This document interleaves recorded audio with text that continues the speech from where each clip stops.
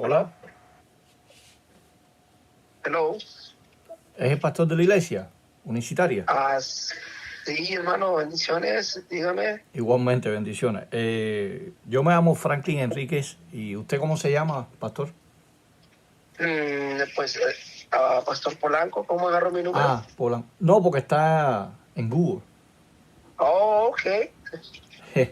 Ok, sí, dígame. Pastor, ¿me puede dedicar unos minutos? Porque quiero que usted me explique un pasaje bíblico que le he hecho esta pregunta a algunos Ajá, unicitarios, pero no saben responderme bien.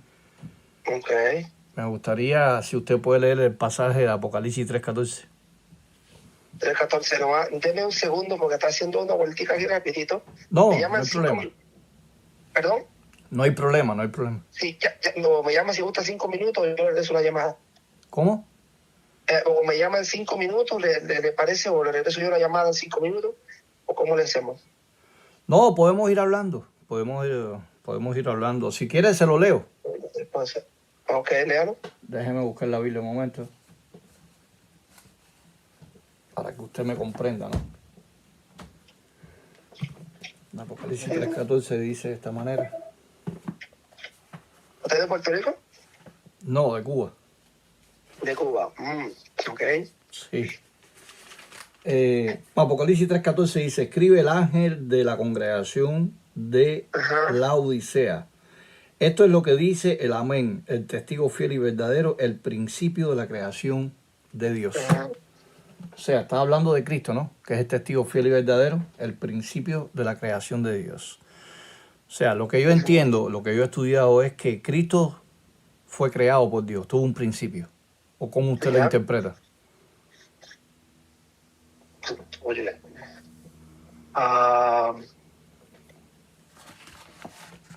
bueno, Gálatas 4:4 dice que Dios envió a su hijo nacido de mujer y bajo la ley, según la escritura.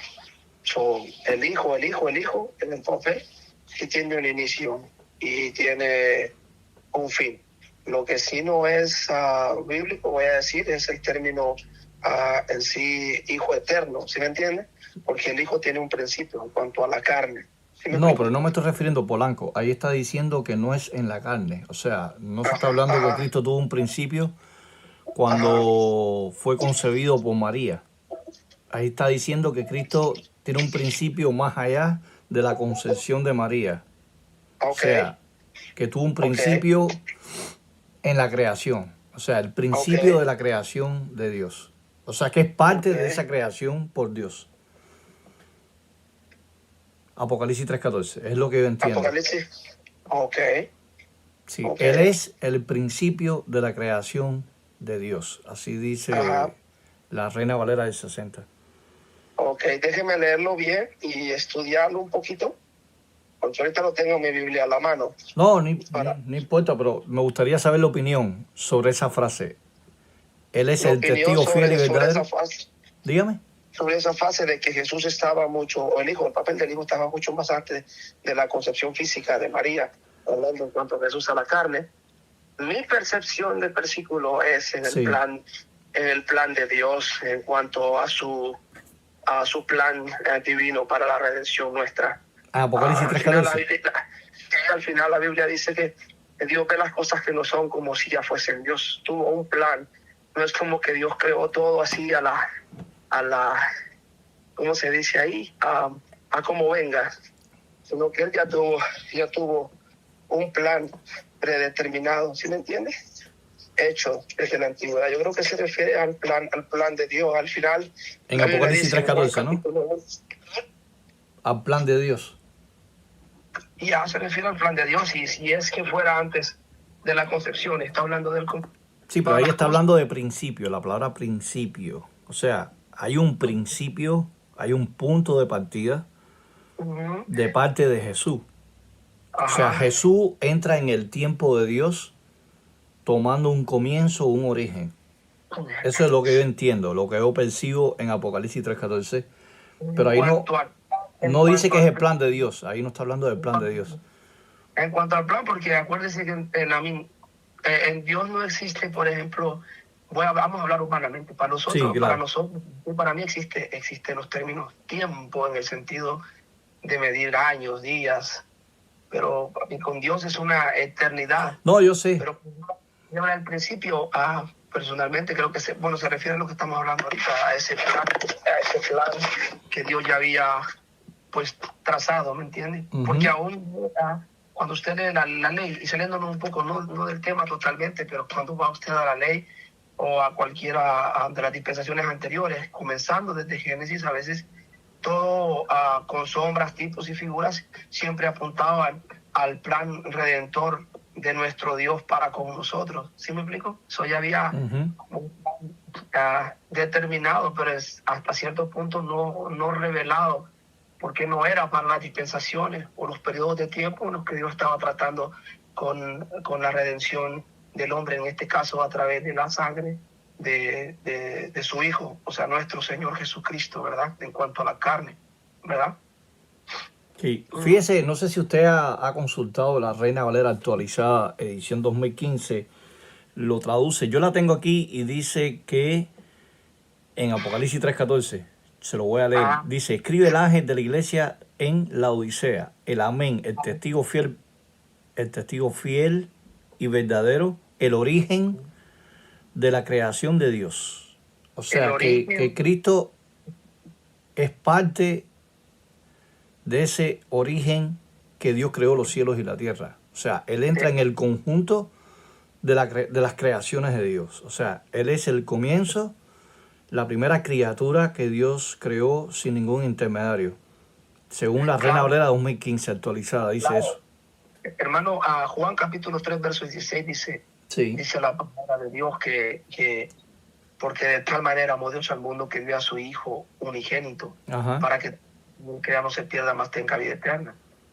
Acuérdese que para que la redención de nosotros se llevara a cabo, tuvo que venir un hombre conforme al primer hombre que fue creado, que Dios fue su creador, en este caso Adán, pero él condenó, dice la Biblia en Romanos, a toda la humanidad. Pero usted cree que Cristo, su creador, es el Padre, ¿no?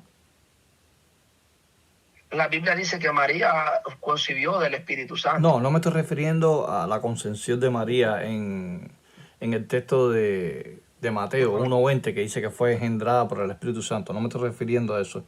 O sea, el texto de Apocalipsis 3:14 va más allá. O sea, antes Cristo persistía como una criatura en el cielo, nacida, originada de Dios. Por eso es que Apocalipsis 3:14 no está hablando de la concepción, ni está hablando del plan de Dios. Está hablando de que Cristo tuvo un origen, fue creado como criatura de parte de Dios. Porque hay un principio. ¿Me explico? Sí, le estoy escuchando. Porque la palabra principio, ¿cómo usted define el sustantivo principio? Si usted va a un diccionario, ¿cómo usted... Inicio, exactamente. Principio es inicio. Entonces, ¿cómo podemos traducir Apocalipsis 3:14? Él es el testigo fiel y verdadero, el inicio de la creación de Dios. Testigo fiel y verdadero, el principio de la creación de Dios. El principio que tuvo principio, no es el que da principio a la creación. ¿Me explico? Porque entonces si voy a explicarle lo que yo me imagino que usted está pensando. Hay dos maneras de interpretar el texto. Una es, Cristo es el que da el principio a la creación, o Cristo es parte de ese principio de la creación. Colosenses capítulo 2, verso 9, si no me equivoco. ¿Qué dice? Dice que Él es la imagen del Dios invisible, el primogénito. Ese es Colosenses 1:15. Exacto. Colosenses 1:15 dice, para usted, ¿qué significa imagen? La imagen de Dios. Dios invisible, el primogénito de toda la creación. Sí, pero Pastor Polanco, me gustaría saber su opinión con respecto a la frase, Él es la imagen de Dios invisible. ¿Qué significa? Que Cristo es la imagen del Dios invisible. ¿En qué sentido es la imagen? La única manifestación de Dios en cuanto a lo más cercano que podemos tener. Pero ¿cómo usted define la palabra imagen? Me gustaría saber cómo usted define la palabra imagen. Es algo físico que podemos ver nosotros, que podemos palpar, que podemos físico. Algo físico. No, yo estoy apuntando aquí lo que usted me está diciendo para procesarlo, pero es algo físico. ¿Qué más? Él es la imagen. Acuérdese que Dios, sí, ha escuchado muchas veces en las iglesias, y voy a hablar de nosotros como iglesia pentecostal apostólica, el concepto Dios es Padre en la creación. Sí, unicitario. Usted es unicitario, ¿no? Exacto, y espíritu, sí, claro, en la regeneración. Sí. Pero hablando la realidad de las cosas, es que Dios no se ha manifestado, voy a decir, sí, como Padre, porque al final Él es el Padre de todas las cosas. Y un espíritu pues no tiene manos, no tiene pies, no tiene huesos. La única manifestación visible de Dios que la Biblia habla es Jesucristo. ¿Sí me entiende? O sea, imagen en Colosenses 1:15 se está refiriendo a un reflejo, ¿no? Exacto, es la imagen reflejo del Dios, del primogénito de semejanza también se puede traducir por semejante, ¿no? ¿Perdón?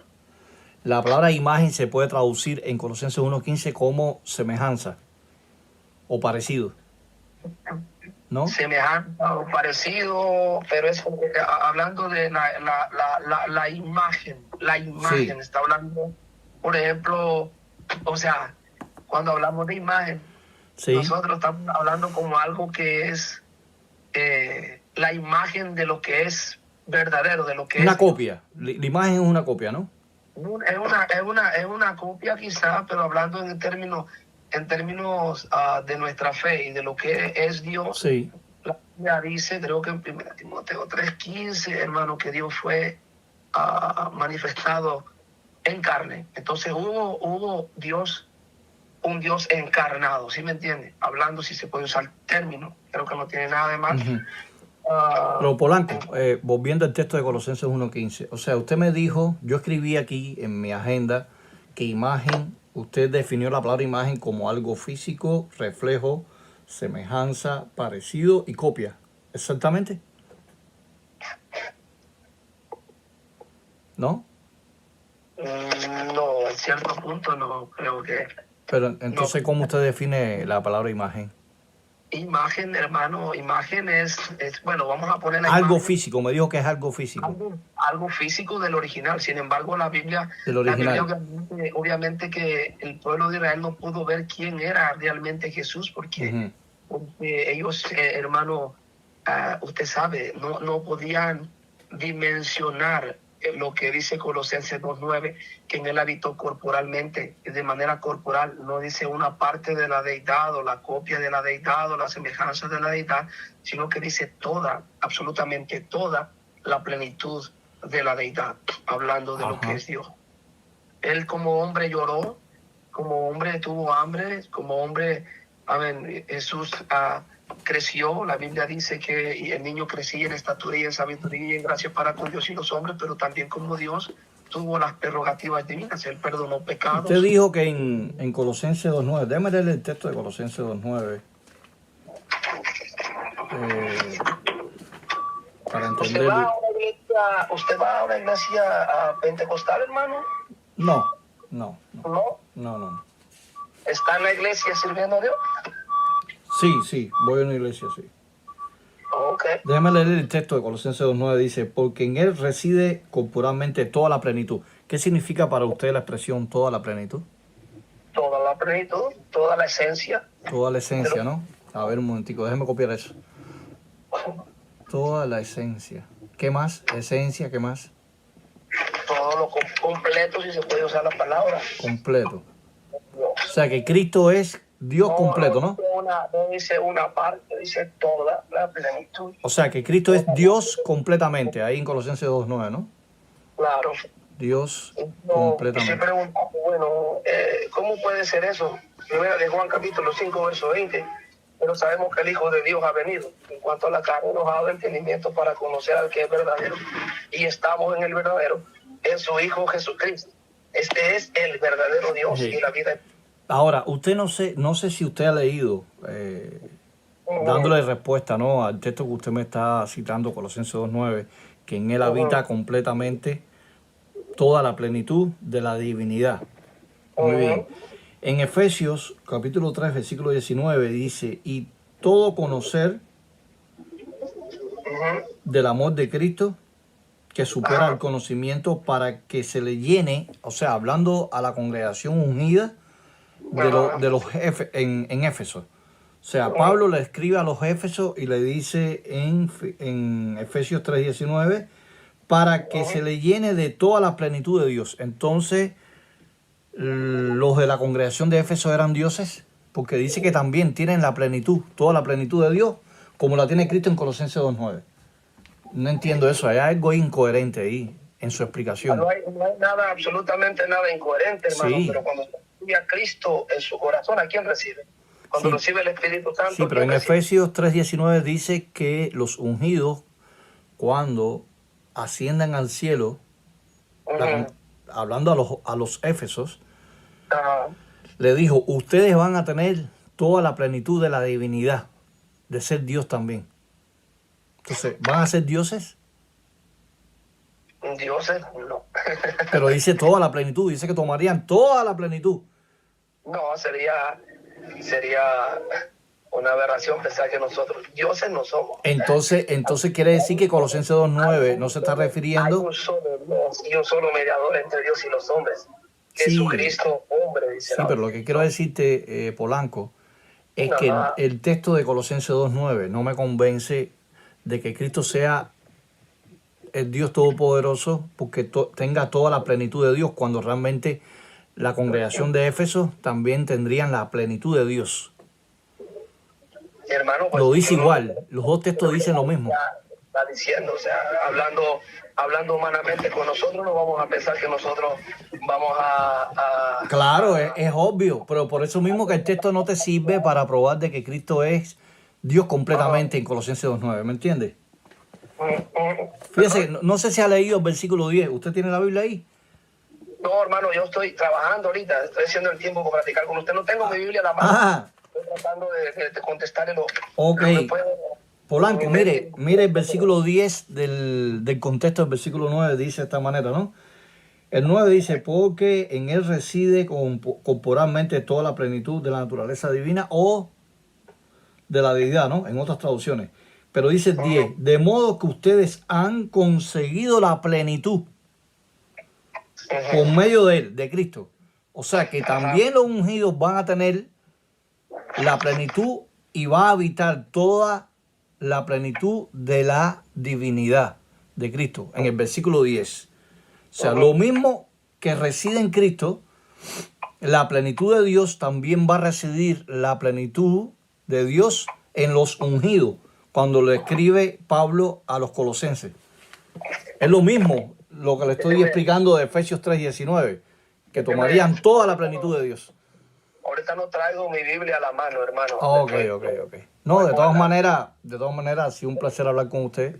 No tenga pena, está bien. Y en otra oportunidad hablamos un poquito más cuando usted esté desocupado. Llámeme, esté en casa, voy a llegar como a las 3:30 más o menos a la casa. Ok, lo llamo más tarde. De todas maneras tengo aquí el teléfono. ¿Perdón? Que de todas maneras tengo su número aquí. Sí, no, está bien, no hay ningún problema. Guarde mi número y tenemos esta conversación también. Sí.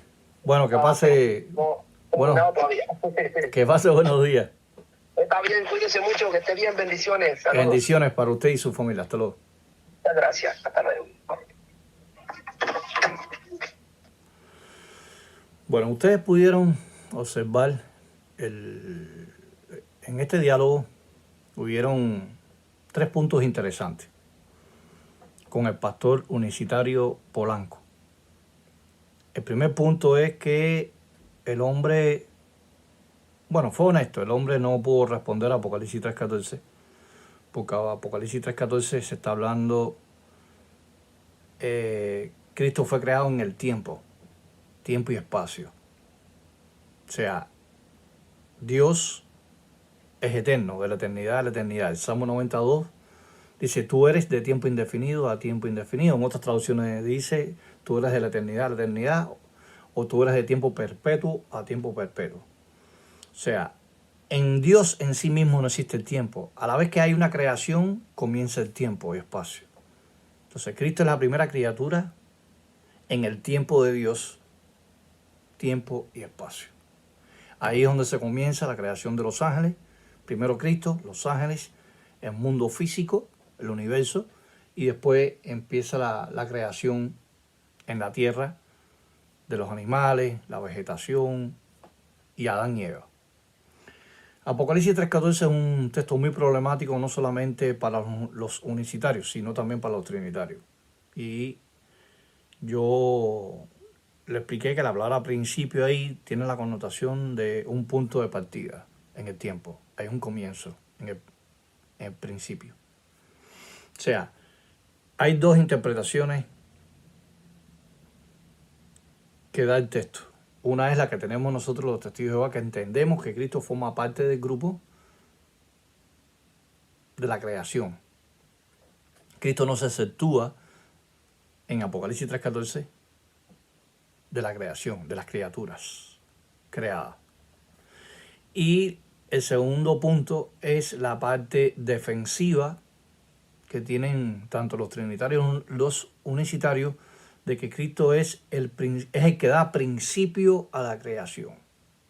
Pero hay un problema hermenéutico ahí, en este primer punto que estamos analizando. El problema hermenéutico estriba es que dice, Él es el testigo fiel y verdadero, el principio de la creación de Dios. O sea, el sustantivo Dios aparece ahí. Si Cristo es Dios, si Cristo es Dios, no tiene que por qué decir de una manera redundante, porque es una redundancia.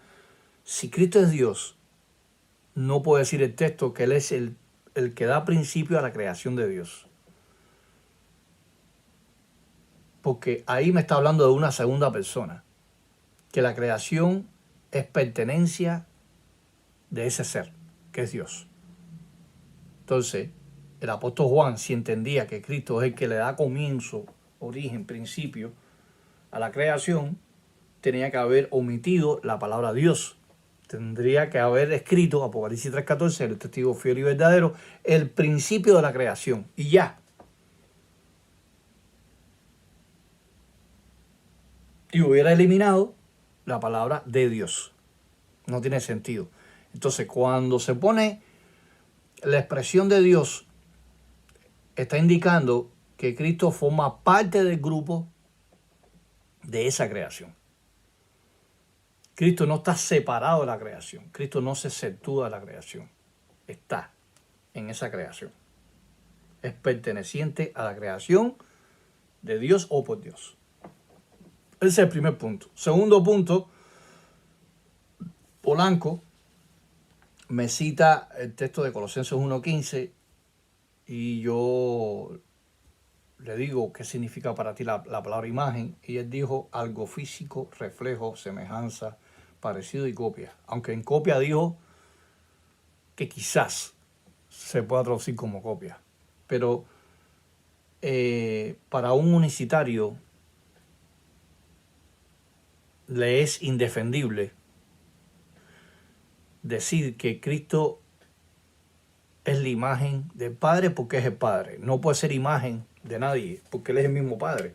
La unicidad, a diferencia de la Trinidad, enseña que tanto el Padre, el Hijo y el Espíritu Santo es el mismo ser.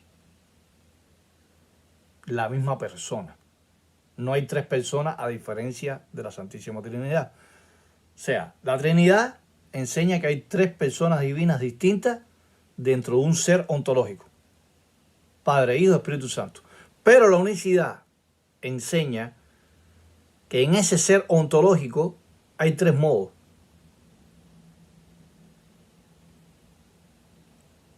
Hay una sola persona, no tres personas separadas o distintas. Hay una sola persona que en el pasado, según ellos, en el Antiguo Testamento, se dio a conocer como Jehová. En el Nuevo Testamento se dio a conocer como Jesús, y después sería conocido como el Espíritu Santo. como la persona del Espíritu Santo. Eso es lo que entienden los unicitarios. Entonces, en este segundo punto de Colosenses 1:15, él no fue claro, porque Cristo no puede ser la imagen de Dios si Él es Dios. Si Él es Dios, no puede ser el reflejo, ni la copia, ni el parecido, ni la semejanza de alguien, porque Él es ese alguien. No puede haber un reflejo, no puede haber una semejanza, no puede haber una copia, porque Él es la realidad. Entonces, si Cristo es el Dios invisible, no puede ser la imagen del Dios invisible. Hay una contradicción de interpretación bíblica. Tercer punto que vimos en el pastor Polanco. Dijo en Colosenses 2:9 que en Cristo habita toda la esencia que es Dios completamente. Y yo lo refuto con Efesios 3:19, donde dice que la congregación de Éfeso, los ungidos que van a reinar como reyes y sacerdotes junto con Jesucristo, van a ser completamente llenos de toda la plenitud. Fíjense que la expresión toda plenitud que aparece en Colosenses 2:9 aparece en Efesios 3:19. En Colosenses 2:9 es aplicado a Cristo. En Efesios 3:19 es aplicado a los ungidos, a los seres humanos que van a ser transformados de la imagen de Dios. Y después yo le cito el contexto del versículo 10, Colosenses 2:10, donde dice que serían también tomados de la plenitud que habita corporalmente la divinidad en Cristo Jesús.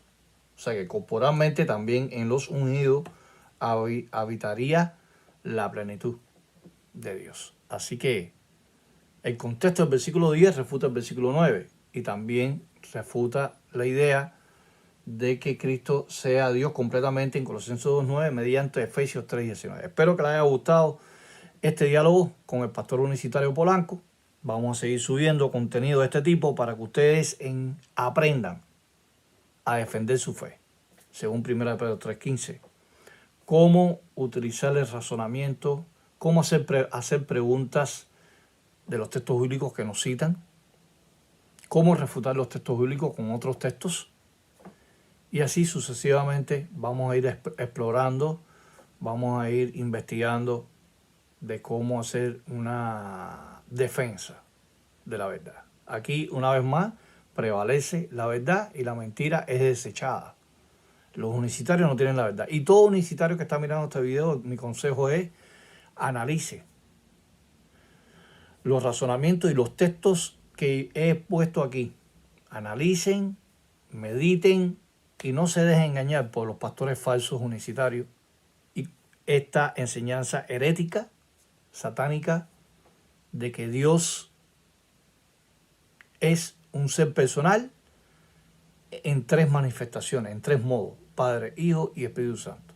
Que pase un feliz día y hasta luego.